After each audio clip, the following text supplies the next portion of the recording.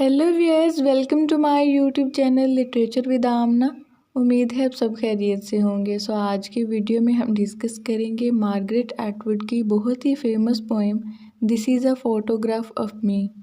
ये पोएम 1964 में मार्गरेट की कलेक्शन द सर्कल गेम में पब्लिश हुई और ये पोएम फ्री वर्स में लिखी गई, जिसमें स्पीकर रीडर को एक तस्वीर के बारे में बताती है। उस तस्वीर के असरात मुसलसल बदलते रहते हैं। इस तरह वो हिस्ट्री और ट्रुथ को फाइंड करने का एक ज़रिया बन जाती है। ज़ाहरी तौर पर वो तस्वीर ब्लर दिखाई देती है, लेकिन स्पीकर उसको मुख्तलिफ तरह से इंटरप्रेट करते हुए बताती है कि किस तरह एक ऑब्जेक्टिव पिक्चर को सब्जेक्टिवली इंटरप्रेट किया जा सकता है। और इसी तरह ट्रुथ, जो कि ऑब्जेक्टिव होता है, उसको मुख्तलिफ तरह से सब्जेक्टिवली देखा जाता है। It was taken some time ago. Speaker कई साल पहले ली गई एक पुरानी तस्वीर को बयान करना शुरू करती है कि ये बहुत अरसा पहले ली गई थी। At first it seems to be a smeared. पहली नज़र में देखने से ये तस्वीर धुंधली नज़र आती है। यूँ लगता है जैसे प्रिंट फैल चुका है। Blurred lines and grey flecks blended with the paper. तस्वीर की लाइनें ब्लर हो चुकी हैं और उसकी तमाम शक्लें तस्वीर के कागज़ के साथ ब्लेंड हो गई हैं और मुख्तलिफ तरह के धब्बे पड़ गए हैं। यानी स्पीकर तस्वीर की डिस्क्रिप्शन बताते हुए कहती है कि तस्वीर काफ़ी पुरानी हो चुकी है। Then as you scan it, लेकिन जैसे ही तुम तस्वीर को स्कैन करोगे, यानी गौर से देखने की कोशिश करोगे, you see in the left hand corner, तो तुम उसके बाएं हाथ के कोने में देखोगे a thing that is like a branch, एक चीज़ जो कि शाख की तरह है। पार्ट ऑफ अ ट्री, एक दरख्त का हिस्सा है। यानी उस तस्वीर के बाएं तरफ एक दरख्त की शाख थी, यानी एक डाली थी। बैल्सम और सप्रूस इमर्जिंग, और स्पीकर को याद नहीं कि वो दरख्त बैल्सम का है या सप्रूस का, लेकिन उसकी एक शाख तस्वीर में इमर्ज हो रही है, यानी थोड़ी सी नज़र आ रही है।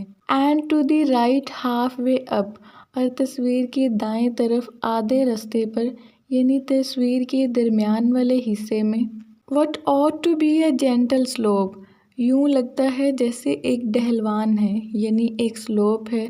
अ स्मॉल फ्रेम हाउस, और आगे एक छोटा सा फ्रेम हाउस है, यानी ये एक छोटे से घर की तस्वीर थी जिसे फ्रेम किया गया था। In the background there is a lake and beyond that some low hills. अब स्पीकर तस्वीर के बैकग्राउंड को बयान करते हुए रीडर की तवज्जो एक झील की तरफ करवाती है कि तस्वीर के बैकग्राउंड में एक झील थी जिसके पीछे छोटी छोटी पहाड़ियाँ थीं। The photograph was taken the day after I ड्रॉन्ड।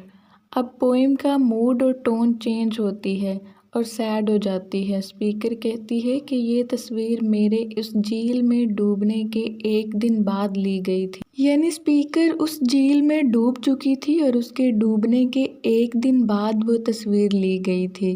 I am in the lake in the centre of the picture just under the surface. Speaker कहती है कि मैं झील में हूँ, तस्वीर के बिल्कुल दरमियान वाले हिस्से में, झील की सतह के बिल्कुल नीचे पड़ी हूँ।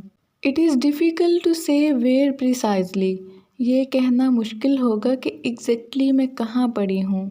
और टू से हाउ लार्ज और स्मॉल आई एम, मैं कितनी बड़ी या कितनी छोटी नज़र आ रही हूँ, यानी साइज़ और मुकाम सही बताना थोड़ा मुश्किल होगा।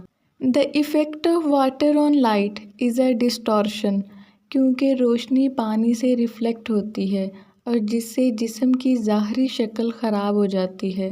But if you look long enough, लेकिन अगर तुम थोड़ी देर के लिए तस्वीर को गौर से देखते रहो, eventually you will be able to see me, तो आखिरकार तुम मुझे देखने के काबिल हो जाओगे, यानी तुम मुझे उस झील में देख पाओगे। व्यूअर्स, इसी के साथ ये पोएम एंड होती है। उम्मीद करती हूँ आपको समझ में आई होगी। Thank you so much for watching.